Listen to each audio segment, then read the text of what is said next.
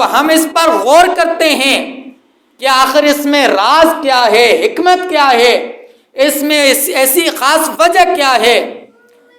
تو وجوہات بے شمار ہیں، لیکن میں 3 آپ کے سامنے عرض کرتا ہوں۔ فرمایا کہ میرے نبی پر درود اور سلام بھیجو۔ اس کی جو پہلی حکمت ہے وہ یہ ہے کہ جب تم درود و سلام بھیجو گے تو اللہ تعالیٰ تمہیں ثواب عطا فرمائے گا، تمہارے اعمال میں اضافہ فرمائے گا، تمہارے درجات کو اللہ تعالیٰ بلند فرمائے گا، تمہارے گناہ اللہ تعالیٰ مٹا دے گا۔ میرے آقا صلی اللہ علیہ وسلم فرماتے ہیں کہ جس نے مجھ پر ایک بار درود بھیجا اللہ تبارک و تعالیٰ اسے 10 نیکیاں عطا فرماتا ہے، اس کے 10 درجات بلند فرماتا ہے اور اس کے 10 گناہ اللہ تعالیٰ مٹا دیتا ہے۔ تو گویا اللہ کے نبی پر درود و سلام بھیجنا اس امت کے لیے ایک عظیم عبادت ہے،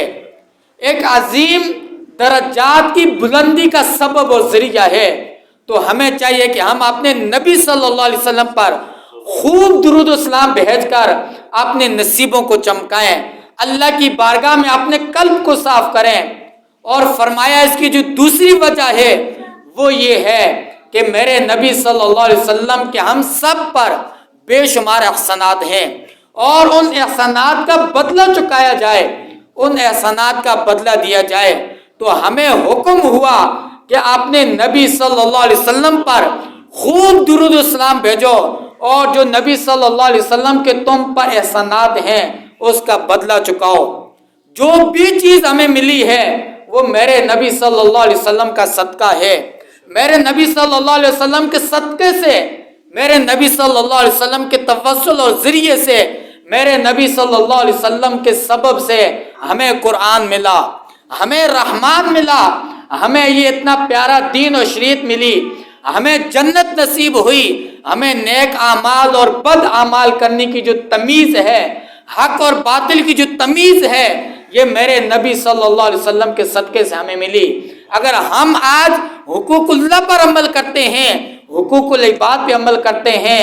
ہم اللہ کی بارگاہ میں قبول ہوتے ہیں، اس کا سبب اور ذریعہ صرف اور صرف میرے نبی صلی اللہ علیہ وسلم کے ذات گرامی ہے۔ تو بے شمار احسانات ہیں میرے نبی صلی اللہ علیہ وسلم کے۔ تو اس امت کو یہ حکم ہوا کہ جو نبی صلی اللہ علیہ وسلم کا تم پر احسان ہے، اور نبی صلی اللہ علیہ وسلم کے جتنے بھی احسانات ہیں ان کا بدلہ اگر چکانا چاہتے ہو تو اپنے نبی صلی اللہ علیہ وسلم پر خوب درود و سلام بھیجو۔ اور فرمایا کہ اپنے نبی صلی اللہ علیہ وسلم کا خوب چرچا کرو، اور چرچا کرنا یہ بھی اس کی حکمت میں شامل ہے۔ جب ہم آسمانوں پر غور کرتے ہیں، فرشتے میرے نبی صلی اللہ علیہ وسلم پر درود بھیجتے ہیں، ہم جنت میں غور کرتے ہیں،